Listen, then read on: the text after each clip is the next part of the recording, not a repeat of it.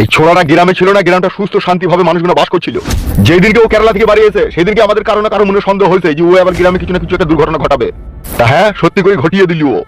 রে শালা সুইরের বাচ্চা, তোর ঘরে মা বোন নাই নাকি বে শালা? তোর আধেক রাতে পর পুরুষের বাড়িতে এসে তার জানলা ভাঙলি? জলিল ভাই, আজকে ও শালা আমার ঘরের জানলা ভেঙেছে, কালকে আমার ঘরের দরজা ভেঙে আমার বউয়ের সাথে খারাপ কাজ করবে। তার আগে তোমরা ওর একটা বিচার করে দাও, যাতে এরকম অন্যায় এরকম ভুল কাজ যাতে আর না করতে পারে। কত বড় হিম্মত, কত বড় সাহস, আধেক রাতে লোকে জানলা ভাঙছি। বে তুই তো কেরালায় ভালোই ছিলি বে, গ্রামে সবার কেন অশান্তি পাকালি বে? মানমারানি ভাই, আমার বউয়ের দিকে তুই নজর গেলে মানমারানি ভাই। এসব প্ল্যান করেছিল আগে থেকে, দেখিস ইয়ার কেউ নাই এর বাড়িতেই যায়। তুমি ঠিকই বলেছো কাকা, ওই শালা প্ল্যান করেছিল।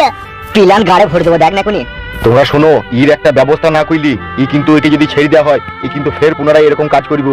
তাহলে থানাতে ফোন করে পুলিশকে ডেকে পুলিশের হাতে তুলে দি। হ্যাঁ, তা তো দিতেই হবে, ও যা কাজ করেছে। আমি একটা কথা বলবো জলিল ভাই। বল, কি বলবি? ও যে অন্যায় রাতের অন্ধকারে করেছে, এই ফালতুর এই দুটো জানলা ভেঙে, এই জানলা ভাঙার মানেটা কি? যে ও ওর বউয়ের সাথে খারাপ কিছু করতে চাইছিল। বে তাকাচ্ছিস কেন বে? যেটা সত্যি সেটাই বলছি বে। দাদাগিরি করছিস নাকি?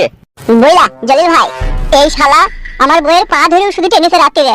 বে ফালতু ফালতু কথা বলবি না। আমি জানলা দিয়ে হাত ভরিনি, আমি উকি মেরে শুধু দেখেছি। কি লাটুদা ছিল, তুমি আমার বাবাটাকে ধরে টানছিলে না? আমি যখন পায়ে হাত দিয়ে আমি যখন উঠে বসলাম তখন তুমি ফরাম করে হাতটা বাই করে নিলে। বে সুরের বাচ্চা, তুই পায়ে হাত দিয়ে টানবি বা কেন বে? এটা বিচার করে দাও ভাই, তোরা এটা বিচার করে দাও, নাহলে ও আবার এই কাজ করবে। তাহলে কি করবি কর, মেরে দিবি তো মেরে দে। এই সব ছেলেকে পুলিশের হাতে তুললেই ভালো হবে। আবার তাকাইছি। আমি বলি কি, এই কেসটা আমাদের গ্রামের কালু এমএলএ কে দিয়েই ফয়সালাটা করা হোক। ঠিকই বলেছেন আপনারা, আমাদের গ্রামে যেহেতু একটা বিচারক রয়েছে, তাকে দিয়ে বিচারটা করিয়ে নি। হ্যাঁ, সেটাই ভালো হবে। ভাই তো কি বলছিস? আমি তো চাইছি গো ভাই ওর বিচার হোক, আমি তো চাইছি ওর ফাঁসি হোক। তাহলে একে পার্টি অফিসে নিয়ে যাচ্ছি, ফালতু তুই আর তোর বলছো। হ্যাঁ চলো।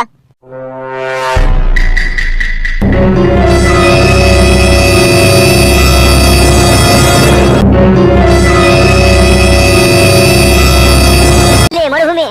হ্যাঁ বলেন এমএলএ কালু সাহেব। এই যে তিরপলগুলো এখানে দেখছিস, এসব ব্লক থেকে আমি নিয়ে আইছি। তো এইগুলা লোকের বাড়িতে বাড়িতে পৌঁছে দিতে হবে, বুঝলি তো? যাদের ঘরে চাল আছে, পানি মানি পৌঁছে, তাদেরকে একটা করে দিয়ে দিবি। ঠিক আছে, তাই হবে, দিয়ে দেবো। তা যা লি যা। আরে হামসাফার জি, এমএলএ কালু সাহেব বলেন। তুই শুধু এদের সাথে যা। বেশ ঠিক আছে বড় ভাইজান, যা লি যা, মালগুলো লি যা।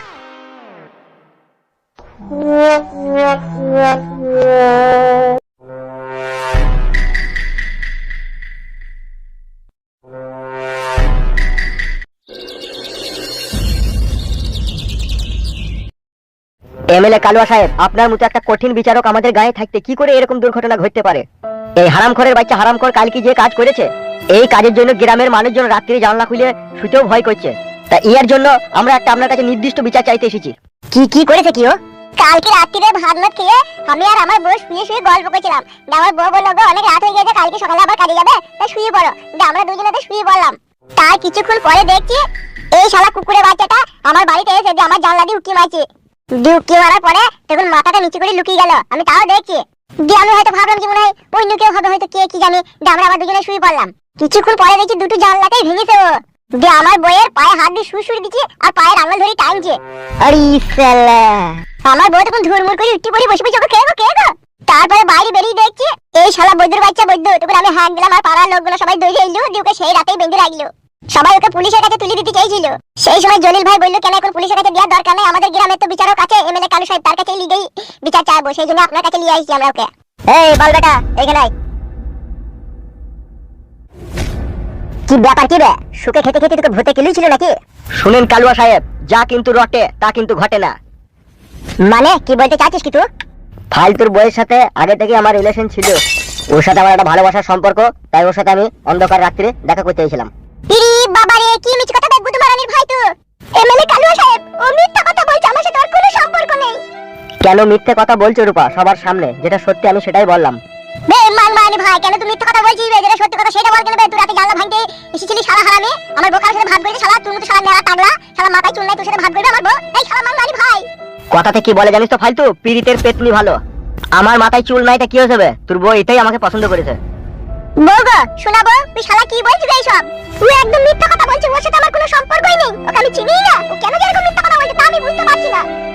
এমএলএ কালুয়া সাহেব, উনি একদম মিথ্যা কথা বলছে, আপনার কাছে আমরা কঠিন শাস্তি চাই ওর বিরুদ্ধে। আমার বউ এরকম মেয়ে নয়, আমার বউ খুব ভালো মেয়ে, ও মিথ্যা কথা বলছে। বে শালা নেড়া, সত্যিটা বল, নাইলে কোনো আটা পিছা করব। বিশ্বাস করুন, যেটা সত্যি সেটাই বললাম। মানে তুই যেটা বলতে চাইছিস ওর সাথে তোর ভালোবাসার সম্পর্ক ছিল, সেই জন্য তুই ওর সাথে অন্ধকার রাত্রে দেখা করতে গেছিলি? হ্যাঁ একদম এটাই সত্যি। তোর কথাই যদি সত্যি হয় তাহলে এখানে আরেকটা মিথ্যা সত্যি বেরিয়ে আসছে। কি মিথ্যা সত্যি বেরিয়ে আসছে? দেখ, আমরা ভালোবাসার সম্বন্ধে যতদূর জানি বা যতদূর বুঝি বা যতদূর দেখেছি, যদি কোনো ছেলে কোনো মেয়েকে ভালোবাসে, অ্যাকচুয়ালি সেই প্রেমিক কখনো চায় না তার প্রেমিকার অপমানিত হোক, আর তার প্রেমিক এটাও কখনো ভাবে না যে তার ক্ষতি হোক। কিন্তু সেই দুটো কাজ থেকে তুই বঞ্চিত ছিলি। কিন্তু এখানেই বোঝা যাচ্ছে স্পষ্টভাবে তুই একটা সৎ প্রেমিকের পরিচয় দিসনি। যদি তুই সৎ প্রেমিক হতিস আর ওর সাথে যদি তুই সত্যিকারের সম্পর্ক থাকতো, তাহলে কখনো তুই জানলা ভাঙতিস না, আর কখনো ওর পা ধরে টানতিস না, আর কখনো তুই ওকে অপমানিত করার চেষ্টা করতিস না। তা তোর এই জানলা ভাঙাটা আর এই পা ধরে টানাতেই বোঝা যায় তুই একটা চরিত্রহীন, তুই একটা লম্পট।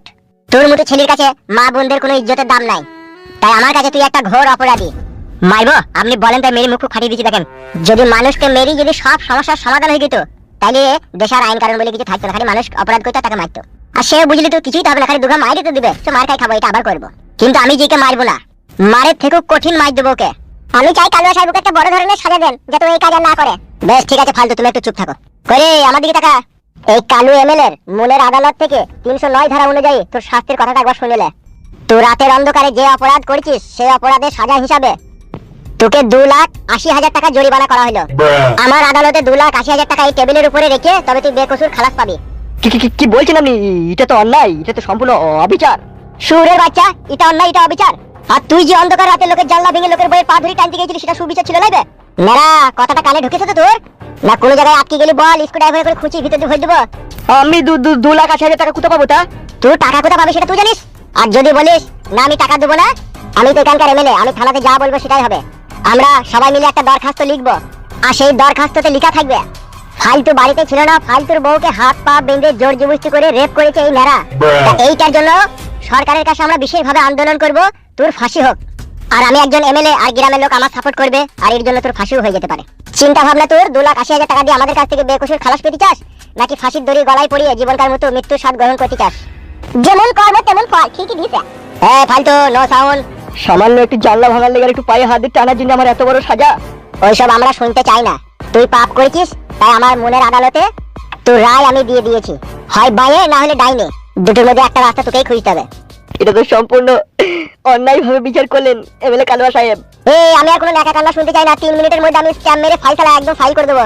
সবই তো বুঝলাম, তো অত টাকা তো নেই, একটু কম করিলেন। তা বে কোনো কম হবে না বললো না। আর 2 মিনিট টাইম আছে তোর কাছে। 1.5 লাখ টাকা নিলে হতো না? আর 1 মিনিট 42 সেকেন্ড টাইম আছে তোর কাছে। টাইম মাত্র আর 35 সেকেন্ড। আর 9 সেকেন্ড টাইম আছে। 2,80,000 না হলে তোর ফাঁসি। আর 4 সেকেন্ড টাইম রয়েছে তোর কাছে। বেশ ঠিক আছে, আমি 2,80,000 টাকাই দেবো আপনাকে। বাড়িতে ফোন কর আর টাকা নিয়ে আনতে বল। বাড়িতে আমার টাকা নেই কো, টাকা সব আমার ব্যাংকে আছে। ব্যাংকে যদি তোর টাকা থাকে তাহলে ব্যাংক থেকে তুলে নিয়ে আয়, আর যদি না পারিস তাহলে এটিএম কার্ড আমাদের হাতে দে, আমরা টাকা বাই করে দেবো। এলেন বল एटीएम এর পিন নাম্বারটা বল। अबे ओ टकला, तेरी जात के अंडा मारू, जल्दी से नंबर बता। ई করবি না নাম্বারটা বলবি বে? 072716। শালা কুকুর, পিন নাম্বারটা মুখস্থ কত? ও হয়ে গেছে, লোড হয়ে গেছে। 072716 072716। যাও মধু, আবার বিদেশে যাও, আবার মাল করে কামিয়ে নিয়ে আসো। চলবে মাংমানি ভাই, টাকা দিকে না। এই ছোড়া, দাদাগিরি করছিস নাকি বে? কাজটা ভালো করলে না এমএলএ কালুয়া সাহেব। এই দরজা খোলা আছে, শাট করে বেরিয়ে যা, নাহলে পল্টু মুরগির মতো খালপাস করে দেবো।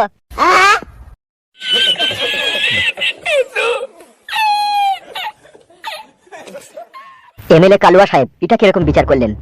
দেখ জলিল, আমি যেটা বুঝলাম সেটা ফয়সালা করলাম। দেখ ও যে কাজ করেছে ঠিক আছে, এর জন্য যদি ওকে থানাতে তুলে দেওয়া যায় পুলিশের হাতে, সেই ক্ষেত্রেও পুলিশের কাছেও কিন্তু জামিন পেয়ে যাবে। ওর হয়তো 50,000 60,000 70,000 1 লাখ টাকা হয়তো খরচা হবে। আর শুধু ওর খরচা হলেই তো হবে না, ফালতুরও এখানে খরচা হবে। তাই সমস্ত ঝামেলাটা আমি একসাথে তলায় আমার পার্টি অফিসে মিটিয়ে দিলাম।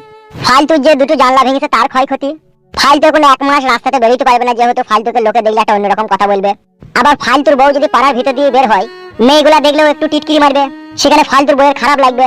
সেই জন্য আমি চিন্তা ভাবনা করে 2,80,000 টাকাকে জরিমানা করে দিলাম। 2 লাখ টাকা আমি ফালতুর হাতে তুলে দেবো। ওর যে মান সম্মান যে ইজ্জত হারিয়েছে তার কি মত চুকিয়ে দেবো। আর ফালতুর বউ এই টাকাটা নিয়ে এখন 1 মাস ঘরের ভিতরে বসে বসে খাবে, ওদের আর বেরোনোর দরকার নাই। তাহলে এই সমাজে যে কলঙ্কিতর বোঝা ফালতুর বউয়ের উপরে চাপলো, সেটা যদিও ঘর থেকে 1 মাস না বেরোয় কিছুটা হলেও হালকা হয়ে যাবে।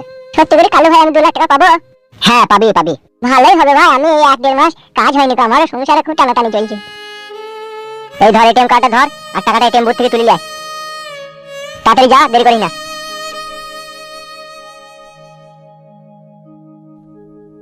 খানিকক্ষণ অপেক্ষা করো, টাকাটা তুলে নিয়ে আনো, দিয়ে নিয়ে চলে যাবে। বুঝলি ফালতো, তাহলে তুই টাকাটা নিয়ে বাড়ি চল যা, আমি বাড়ি যাচ্ছি। হ্যাঁ বেশ ঠিক আছে, যাও।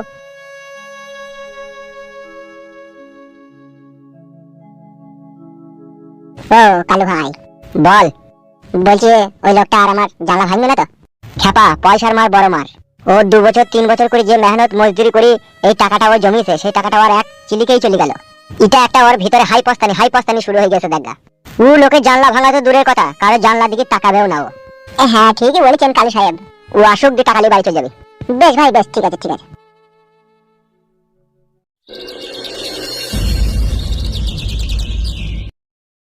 बात कुछ समझ न आए। কুত্তার বাচ্চা কালু, তো আমাকে দিয়ে তিরপল বর্ণ করাছিস, মাথাই নষ্ট। আর এই মনে আমার অনেক কষ্ট, তুই আমাকে দিয়ে তিরপল বর্ণ করাছিস এমএলএ সিটে বসে। তোর ওই সিট তোর দখলে আর বেশি দিন থাকবে না, সুরের বাচ্চা। খানিক জিরিয়ে লি, তারপরে এই ফেদা কটাকে লোকের বাড়িতে না ফেলে দিয়ে আসা পর্যন্ত আমার জানে শান্তি নাই।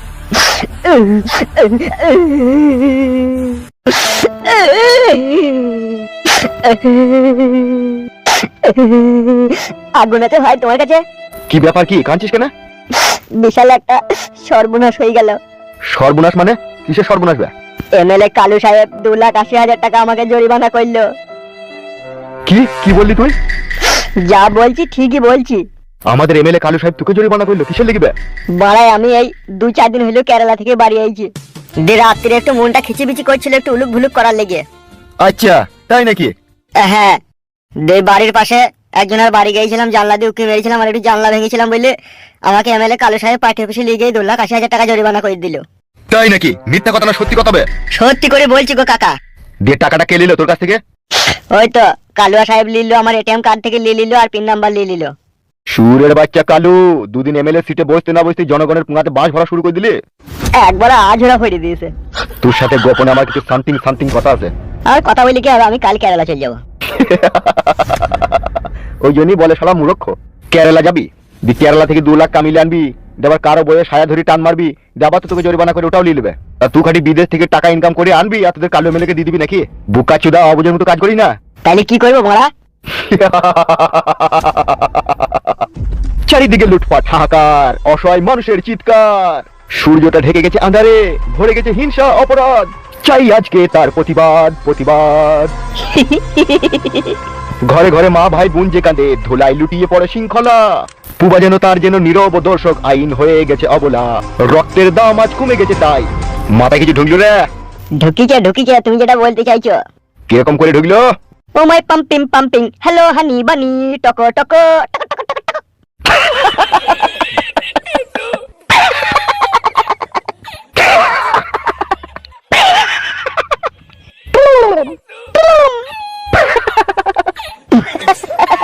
রিল্যাক্স।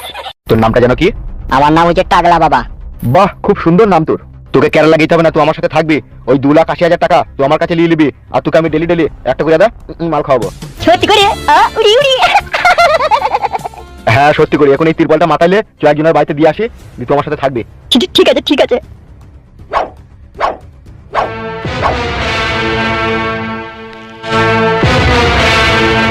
তোর কথাবার্তা শুনে মনে হচ্ছে তুই খুব সাদাসিধি ছেলে। হ্যাঁ কাকা, আমি কারোর সাথে ঝগড়া শান্তি করি না, আমি নিজে কাজ করি, নিজে খাই, নিজে শূন্য ডাঙায় পড়ে থাকি, কারো কাজ চাইলে আমি পা দিই না। আবার যদি কারো কাজ চাইলে আমি পা দিয়ে দিই, যদি সে আলটা ধসে যায় তাহলে আমি আবার সঙ্গে সঙ্গে বেঁধে দিই ভালো করে। বিয়ে করেছিস কোন গায়ে? ওই তো আমার শ্বশুর গায়ে বিয়ে করেছি আমি। তা তোর শ্বশুর গায়ের নামটা কি? শ্বশুর গায়ের নাম হচ্ছে পলাশি ডাঙ্গা। ও, আর তোর বইয়ের নাম কি? আমার বইয়ের নাম হচ্ছে রূপা বেগম। এই সামনে ইলেকশনে ভোট কোথায় মেরেছিলে? কেন? ওই তো গুগলি পোকাতে। গুগলি পোকাতে দিয়েছিলে? হ্যাঁ গুগলি পোকাতে তো দিলাম। So very nice. তুই লেগে অপেক্ষা করছি, তাড়াতাড়ি আয়। সব টাকা তুলেছিস তো? এটিএমে আবার সব টাকা উঠে লিমিট শেষ, 20,000 টাকা উঠেছে। আর ওই শালার অ্যাকাউন্টে তো 2,45,000 টাকা আছে। তাই নাকি? হ্যাঁ গো কালু ভাই, টাকাটা বৌদির হাতে দে। এই লাও বৌদি, টাকাটা ধরো। এই যে ফালতু, হ্যাঁ এমএলএ সাহেব বলেন। এটিএম এ টাকা তোলার লিমিট শেষ হয়ে গেছে, 20,000 টাকা উঠেছে, ওই 20,000 টাকাটা এখন আপাতত নিয়ে যাও। আর বাকি টাকাগুলো কখন দেবা কাকা? বাকি টাকাগুলো প্রত্যেকদিন তুলবো, আর তুমি সন্ধ্যাবেলায় একবার করে আসবে, টাকাগুলো নিয়ে যাবে। বেশ ঠিক আছে কাকা, তাই হবে। বেশ ঠিক আছে, তাহলে এসো। ঠিক আছে এমএলএ সাহেব। চলো বউ। হ্যাঁ এসো।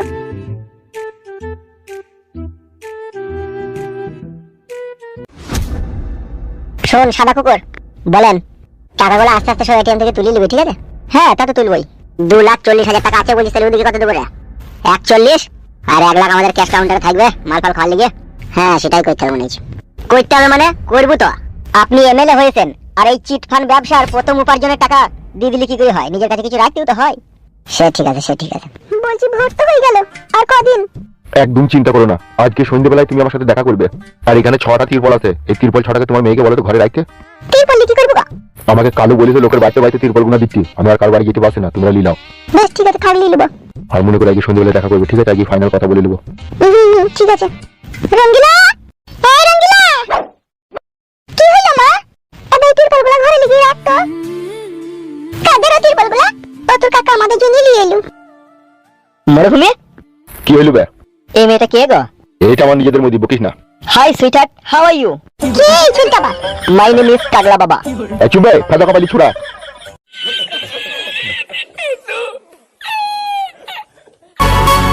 আজকের এই বিশেষ দিনে কালু আমাদের এলাকার মানুষের প্রিয় প্রতিনিধি হিসেবে এমএলএ নির্বাচিত হলেন।